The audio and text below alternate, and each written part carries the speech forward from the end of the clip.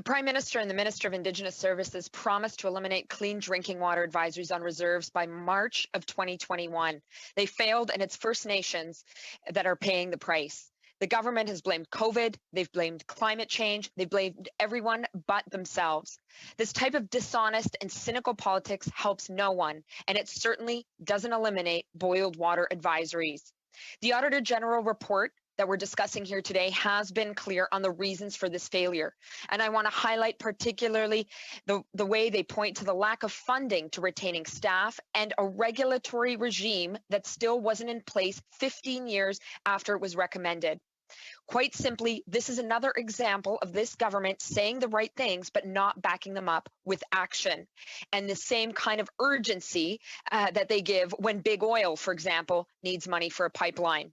The COVID-19 pandemic has been devastating for First Nations. It has laid bare the lack of investment in First Nations communities by successive Liberal and Conservative governments, leaving these communities to fend for themselves. We must do better, and we can do better. I want to acknowledge that what the Auditor General report has made clear is that First Nations need more than just empty words and symbolic commitments when they're consistently left with broken promises, and particularly on something as fundamental, a basic human right as access to clean drinking water. They need access to clean drinking water immediately. And I'm pleased to join you in this committee today to really get at what needs to be done for us to get there, for First Nations to see that reality take place. My first question is to the Auditor General. I'm wondering if you can expand on why a sufficient regulatory regime wasn't in place. I'm thinking of First Nations like Garden Hill in our region, which actually is not even on the list of boiled water advisories. It is a First Nation that received investment for its water treatment plant after the H1N1 crisis that hit that community hard. However, we know, and this was exposed by a CBC report in 2019, that by the time water gets to homes in the community, it is not drinkable. So how is it that Garden Hill First Nation, presumably others, have fallen through the cracks and don't even make it to this list? How did we get to this point? And what can be done to ensure that communities like Garden Hill get the help that they need? So one of our first audits back in 2005 on this issue did raise a concern about a regulatory regime, and we have seen that some progress has been made since then.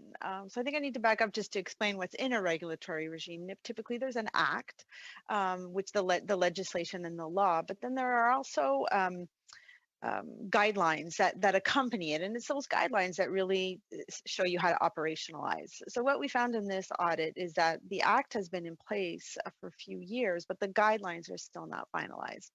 Many First Nations communities, and we noted this in our report, questioned how the act was put together, that there was a lack of a meaningful engagement and consultation, and perhaps that's the reason why some of the guidelines are not finalized yet. But why this is really needed is it helps define roles and responsibilities, clear accountability when something goes wrong. It defines minimum service levels in order to be able to identify, when water is no longer safe and what advisory needs to be put in place. So it's really just about ensuring that the First Nations community have the same protections that other communities across the country have. But they have to be able to set that because they have their right to self-govern. And so they have to be able to be actively engaged in setting what those regulations should look like.